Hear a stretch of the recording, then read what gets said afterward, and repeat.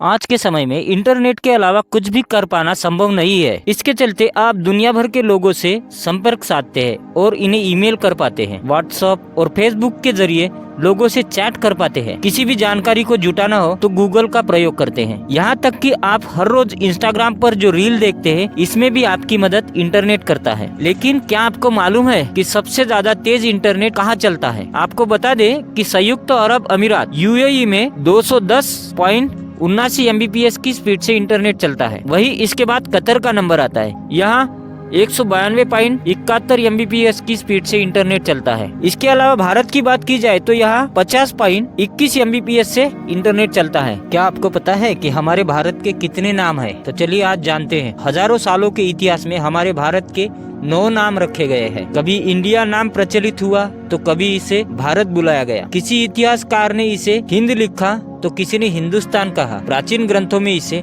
जम्बूद्वीप नाम दिया गया। इतिहास के पन्नों में भारत को भारत खंड भी लिखा गया। आज आपको वो सभी नाम बताएंगे जो हमारे देश के अलग अलग समय पर रखे गए हैं। प्राचीन इतिहास में भारत को जम्बूद्वीप, भारत खंड, हिमवर्ष, अजनाभ वर्ष लिखा गया। इस तरह भारत वर्ष, आर्यावर्त और हिंद कहा गया। इसके अलावा भारत को हिंदुस्तान और इंडिया भी कहा जाता है। क्या आपको पता है कि कतर में सड़कें नीली क्यों होती है? सबसे पहले यह जान ले कि कतर को दुनिया का सबसे अमीर देश माना जाता है। कतर देश में प्रति व्यक्ति की सकल घरेलू उत्पादन दुनिया में सबसे अधिक है। कतर पश्चिमी एशिया का एक देश है। इसके दक्षिण में सऊदी अरब है, जबकि शेष तीनों ओर से यह फारस की खाड़ी से घिरा है। कतर में सड़कें नीले इसलिए है क्योंकि काला रंग सूर्य किरण को सोखता है, जिससे गर्मी बढ़ती है, जबकि नीली रंग की सड़क सूर्य से निकलने वाली रेडिएशन को 50% कम करता है। इससे तापमान कम रहता है। 1971 में कतर ब्रिटिश ताज से स्वतंत्र हुआ था। कतर में रहने वाले अधिकांश विदेशी भारतीय है। कतर का मुख्य धर्म इस्लाम है, जबकि यहाँ की आधिकारिक भाषा